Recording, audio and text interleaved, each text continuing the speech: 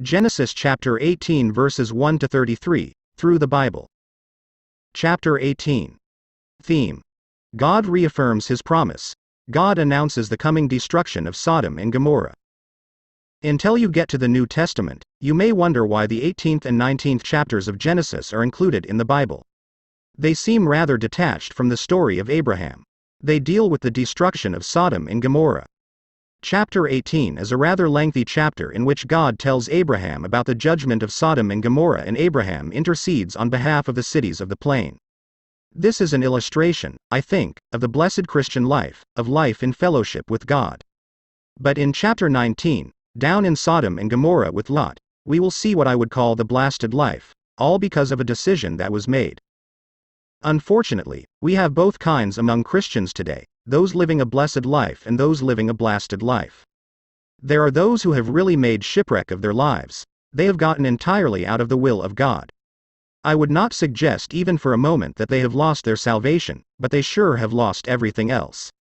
As Paul says, they are saved, yet so is by fire. 1 Corinthians chapter 3 verse 15. God reaffirms his promise. And the Lord appeared unto him in the plains of Mamre, and he sat in the tent door in the heat of the day. Genesis chapter 18 verse 1. Abraham is living down there in Mamre, and he's an old man, by the way. And he lifted up his eyes and looked, and, lo, 3 men stood by him. And when he saw them, he ran to meet them from the tent door, and bowed himself toward the ground. Genesis chapter 18 verse 2. Notice the hospitality that Abraham extends. The little story that I told in the previous chapter has a basis of fact, at least, although I don't think it ever took place. The point is that this man Abraham is a very gracious, hospitable man. And said, My Lord, if now I have found favor in thy sight, pass not away, I pray thee, from thy servant. Let a little water, I pray you, be fetched, and wash your feet, and rest yourselves under the tree. Genesis chapter 18 verses 3 to 4. It seems very strange to us to tell a visiting stranger to wash his feet and come in. We wouldn't quite say that today, but this is probably the oldest custom that is known. Remember that in the upper room our Lord washed the disciples' feet, and there is a tremendous spiritual message there. Here Abraham says, wash your feet. It was a token of real hospitality when someone came into a home to have him take off his shoes and wash his feet. In that day they did not take off their hat, but they did take off their shoes. Today we have reversed it. When you come to visit somebody, you leave your shoes on and take off your hat. I'm not sure which is right. I like the idea, myself, of taking off my shoes. I like to go barefooted in the summertime. I wish it were possible more often. When I am out in the Hawaiian Islands, I put my shoes away and wear thongs or go barefooted as much as possible. I don't put my shoes back on the whole time I am there. I love to go barefooted. I think this was a great custom. It sure would make you feel at home to take off your shoes, wash your feet, and rest yourself under the shade of a tree. Abraham is really entertaining these men royally. And I will fetch a morsel of bread, and comfort ye your hearts. After that ye shall pass on. For therefore are ye come to your servant. And they said, So do, as thou hast said. And Abraham hastened into the tent unto Sarah, and said, Make ready quickly 3 measures of fine meal, knead it, and make cakes upon the hearth. And Abraham ran unto the herd, and fetched a calf tender and good, and gave it unto a young man, and he hasted to dress it. And he took butter and milk, and the calf which he had dressed, and set it before them, and he stood by them under the tree, and they did eat. Genesis chapter 18 verses 5 to 8. Isn't this a marvelous way of entertaining? Abraham has prepared a sumptuous meal. He took a little calf, a servant killed and prepared it, and the chef probably barbecued it. They had veal steaks or veal roast, I imagine, and all the trimmings that went with it. And he took butter and milk. It was a real feast. Abraham entertains these 3 guests. Then we find that these guests are royal guests. In the New Testament it is suggested to us that some have entertained angels unawares. Hebrews chapter 13 verse 2. That was Abraham. He didn't know whom he was really entertaining.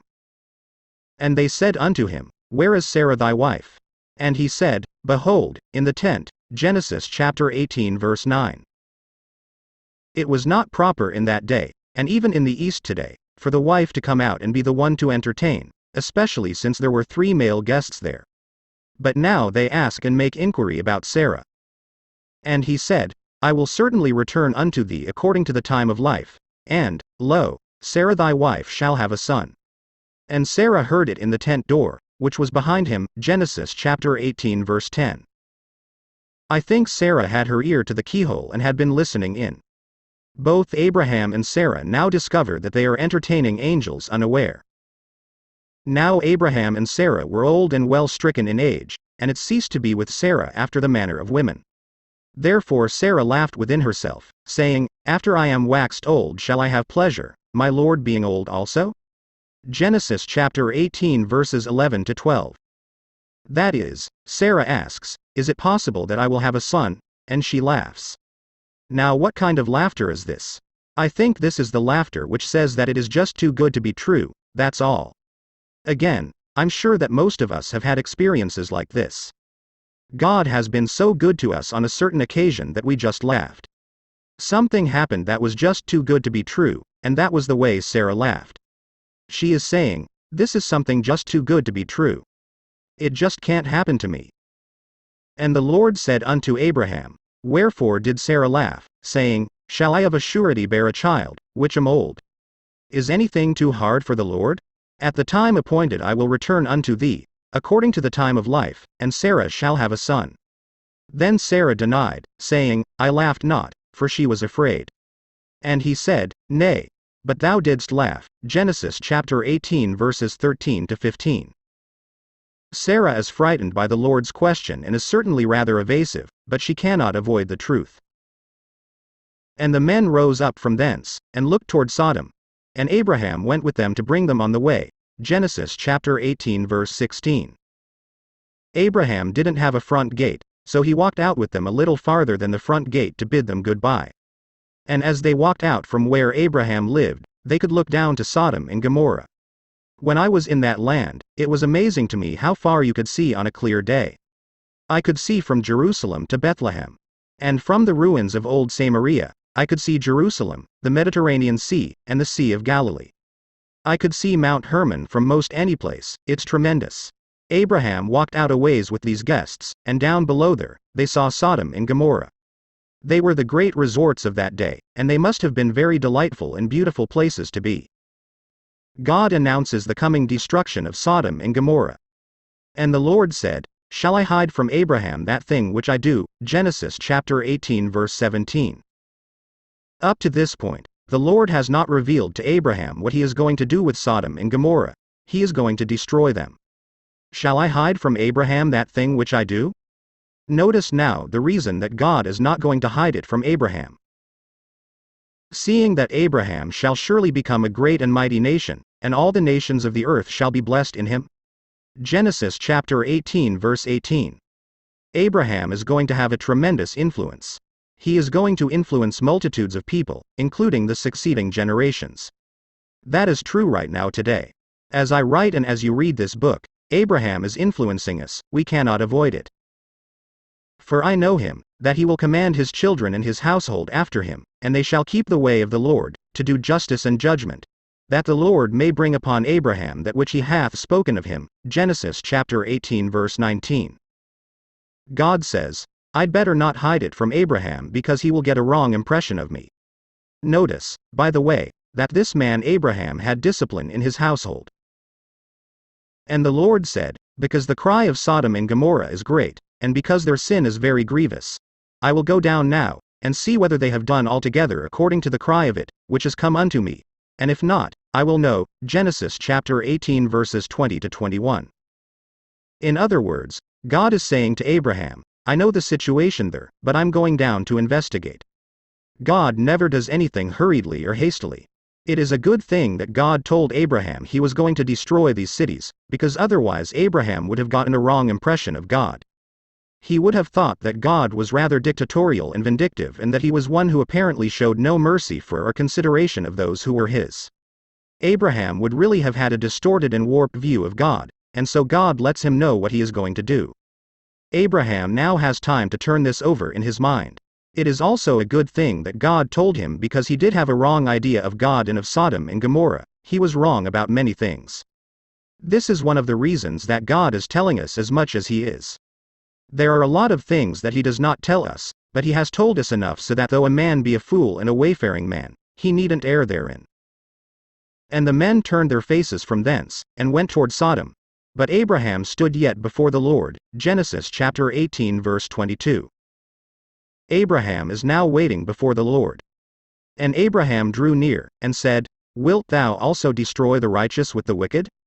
Genesis chapter 18 verse 23. What is the first thing that enters Abraham's mind?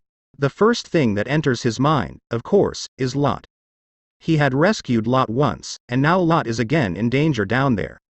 I think that Abraham had wondered many times about Lot and his relationship to God, but at least he believes that Lot is a saved man. He is asking God, what about the righteous? I believe that Abraham would have told you that he thought there were many people in the city of Sodom who were saved. He could not understand why God would destroy the righteous with the wicked. What a picture we have here. Peradventure there be 50 righteous within the city. Wilt thou also destroy and not spare the place for the 50 righteous that are therein? Genesis chapter 18 verse 24. Abraham begins with 50. He says to the Lord, Lord, suppose there are 50 righteous down there in Sodom. Would you destroy the city if there were 50 righteous? That be far from thee to do after this manner, to slay the righteous with the wicked, and that the righteous should be as the wicked, that be far from thee. Shall not the judge of all the earth do right? Genesis chapter 18 verse 25. That is still a question that many people ask. Shall not the judge of all the earth do right? And there is an answer to it. The rest of the Bible testifies to the fact that the judge of all the earth always does right. Whatever God does is right, and if you don't think He is right, the trouble is not with God, but the trouble is with you and your thinking. You are thinking wrong. You do not have all the facts. You do not know all of the details. If you did, you would know that the judge of all the earth does right. We are wrong. He is right. And the Lord said, If I find in Sodom 50 righteous within the city, then I will spare all the place for their sakes. Genesis chapter 18 verse 26. And Abraham thinks this over. And Abraham answered and said, Behold now, I have taken upon me to speak unto the Lord, which am but dust and ashes. Peradventure there shall lack 5 of the 50 righteous. Wilt thou destroy all the city for lack of 5? And he said, If I find there 40 and 5, I will not destroy it. Genesis chapter 18 verses 27 to 28.